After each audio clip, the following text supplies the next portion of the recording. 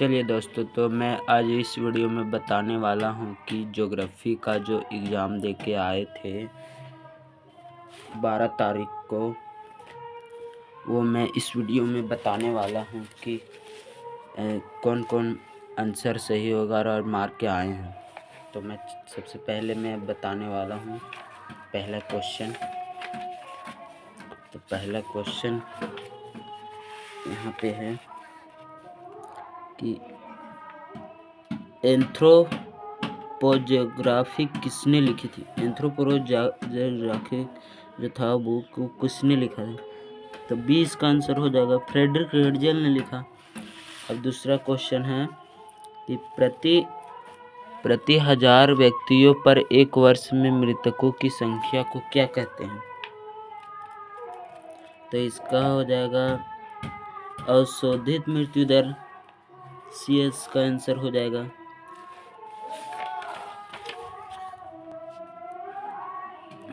तो अब तीसरा क्वेश्चन है, विश्व के सघन जनसंख्या वाले क्षेत्रों में किस प्रकार की कृषि की जाती है।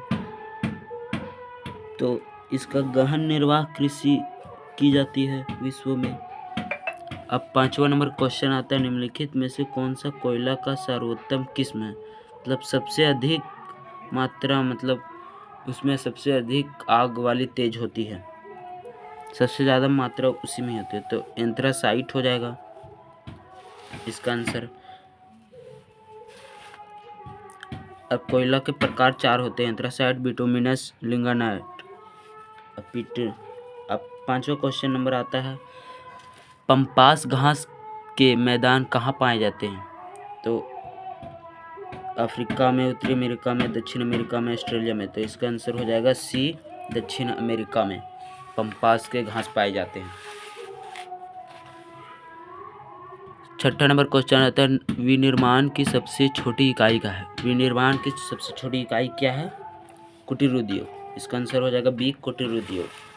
सातवां नंबर क्वेश्चन है, वे क्रियाकलाप जिसमें तैयार वस्तुओं का उत्पादन व निर्माण नहीं होता, उसे क्या कहते हैं। प्राथमिक क्रियाकलाप, तृतीयक क्रियाकलाप, चतुर्थ क्रियाकलाप, डी और सी। तो इसका आंसर हो जाएगा डी, बी और सी, तृतीय कलाप और चतुर्थ कलाप। आठवां नंबर क्वेश्चन आता है कि पर्यटन उदाहरण है, पर्यटन किस उदाहरण के लिए है। तो इसका आंसर हो जाएगा प्राथमिक। नौवां नंबर क्वेश्चन आता है, राष्ट्रीय राजमार्ग 44 जोड़ता है, किस से जोड़ता है। तो श्रीनगर से और कन्याकुमारी को जोड़ता है। स्वेज नहर को जोड़ता है। स्वेज नहर को कौन जोड़ता है, भूमध्य सागर, काला सागर, भूमध्य सागर, लाल सागर से। तीसरा इसका आंसर हो जाएगा। 11 नंबर क्वेश्चन है, किस वर्ष भारत में इंटरनेट की सुविधा प्राप्त हुई। तो भारत में किस वर्ष इंटरनेट की सुविधा प्राप्त हुई। तो इसका आंसर हो जाएगा पहला, 1995 में।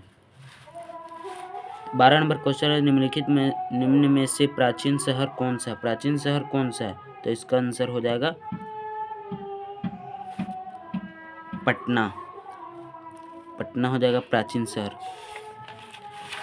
अब आता है अगला क्वेश्चन 13 नंबर, चाय उत्पादन प्रदेश कौन सा है। चाय उत्पादन सबसे ज़्यादा करने वाला कौन सा है। तो दार्जिलिंग, जपाई। तो इनमें सही सभी हो जाएगा। 14 नंबर क्वेश्चन आता है, शुष्क कृषि भूमि के अंतर्गत किस प्रकार के फसलें उगाई जाती हैं। तो इसका आंसर हो जाएगा बाजरा। शुष्क कृषि में अधिकतर बाजरा ही होता है। 15 नंबर क्वेश्चन की ओर आगे बढ़ते हैं, निम्नलिखित में से कौन से कार्यक्रम जल संभर की विकास परियोजना से संबंधित है। तो सभी हो जाएगी, हरियाली परियोजना, नीरू मीरू, अरवानी पसंद। तो इसका डी आंसर हो जाएगा सभी। 16 नंबर क्वेश्चन आते हैं कि भारत के किस राज्य में नोवा मुंडी तथा गुआ खदानें स्थित है। तो झारखंड में स्थित है, सी। 17 नंबर क्वेश्चन आता है, हजारी विजयपुर जगदीशपुर संबंधित है। तो किस पाइपलाइन के लिए होता है। गैस पाइपलाइन के लिए, तेल शोधक के लिए, परमाणु शक्ति के लिए, कोयला खदान के लिए। तो गैस पाइपलाइन के लिए होता है, पहला आंसर।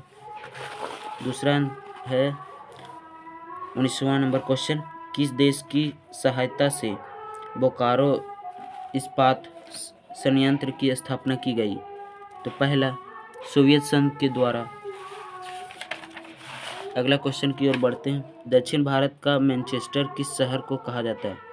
तो कोयम्बतूर को कहा जाता है। पहला आंसर हो जाएगा आंसर। पर्वतीय क्षेत्रों में किस प्रकार के अधिवास पाए जाते हैं? पर्वतीय क्षेत्र में सीढ़ीदार होते हैं।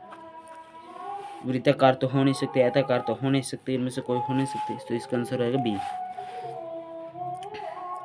भारत में कितने राज्य हैं? तो भारत में कितने राज्य हैं सबको तो पता ही होगा, 28 राज्य हैं।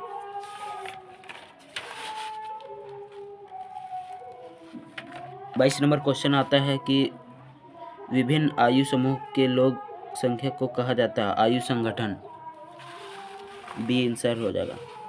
23वां नंबर क्वेश्चन, ओपेक का मुख्यालय कहाँ है? तो ओपेक का मुख्यालय है वियना में।